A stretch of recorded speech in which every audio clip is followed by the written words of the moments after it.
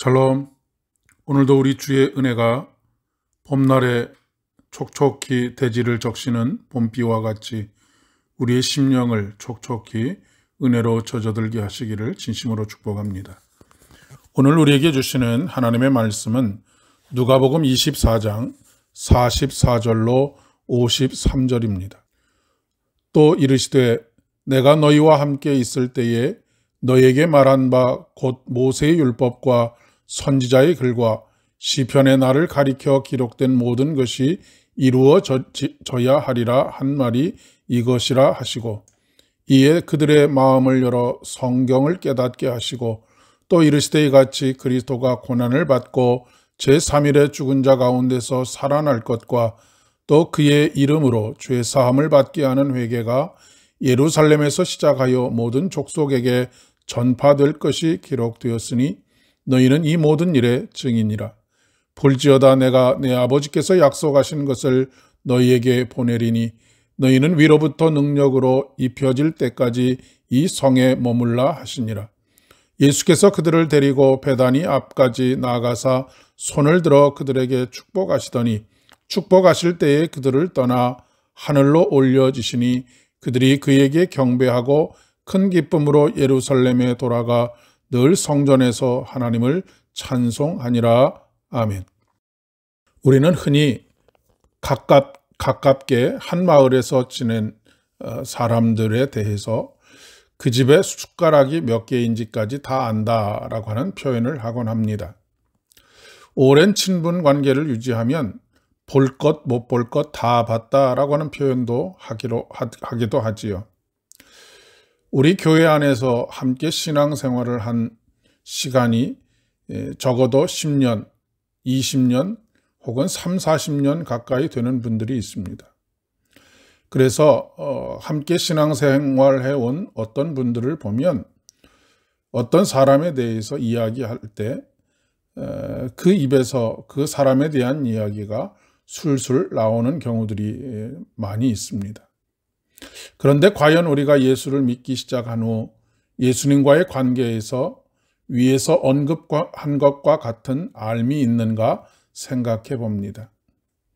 예수님에 대해서 이야기하면 입에서 예수님에 대한 이야기가 봇물 터지듯 술술 나올 수 있는가라고 하는 질문입니다. 내가 만난 예수, 내가 눈으로 목격한 예수에 대한 이야기입니다. 공동체에 속해 있는 사람에 대한 이야기는 많이 있는데 예수님에 대한 이야기는 그렇게 많지 못한 것이 현실입니다. 혹 그것이 우리가 복음의 증인이 되지 못하는 삶을 살아가는 이유는 아닐까 싶습니다. 예수님의 제자들은 예수님과 불과 3년의 시간을 함께 보냈습니다. 그것도 만 3년이 되지 못합니다. 그런데 예수님께서는 제자들이 이 모든 일에 증인이 될 것을 말씀하십니다. 즉 모세의 율법과 선지자의 글과 시편에 예수님을 가리켜 기록된 모든 것이 그들이 삶의 자리에서 이루어진 것을 눈으로 보고 귀로 듣고 손으로 만진 바 된 것입니다. 그러나 봤다고 들었다고 만졌다고 모두가 그들의 고백이 되는 것은 아닙니다. 오히려 그 의미를 깨닫지 못하는 경우가 많습니다. 우리들도 마찬가지입니다. 신앙 공동체 안에서의 수많은 경험들이 있지만 그 하나하나가 주 안에서 어떤 의미와 가치를 가지는지를 잘 알지 못하는 경우가 허다합니다. 여기서 중요한 것 한 가지가 그들의 마음을 열어 성경을 깨닫게 하셨다라고 하는 것입니다. 하나님께서는 성령을 통해 우리에게 말씀을 깨닫게 하시고 그 말씀들이 우리의 구체적인 삶에서 어떻게 이루어지고 그것이 가지는 의미와 가치가 무엇인지를 깨닫게 하십니다. 그런 경험을 할 때 우리는 온몸에 전율을 느끼게 됩니다. 깨달음이 없으면 신앙생활이 무의미해지고 얼마나 소중한지를 모르게 됩니다. 그러면 아무리 많은 경험을 했어도 증인의 삶을 살아갈 수가 없게 되는 것이지요. 오늘 우리가 전해야 할 복음은 그리스도가 고난을 받고 제3일에 죽은 자 가운데서 살아날 것과 또 그의 이름으로 죄사함을 받게 하는 회개입니다. 우리는 이 복음을 잃어버렸습니다. 눈으로 보고 귀로 듣고 손으로 만진 바 된 경험들이 사라진 것입니다. 그러니 복음의 능력이 아니라 이론이 되고 구원이 아니라 사변으로 흘러버리는 경우들이 많습니다.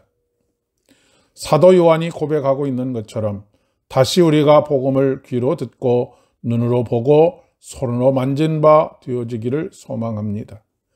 그래서 그들이 큰 기쁨으로 예루살렘에 돌아가 늘 성전에서 하나님을 찬송한 것처럼 우리들도 늘 우리 하나님을 찬양하는 삶이 되기를 간절히 축복합니다. 기도하겠습니다.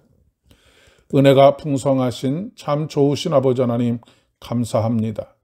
오늘도 성령으로 우리로 하여금 복음을 깨닫게 하여 주시고 깨닫게 된 그 복음을 전하는 증인으로서의 삶 살게 하여 주시옵소서.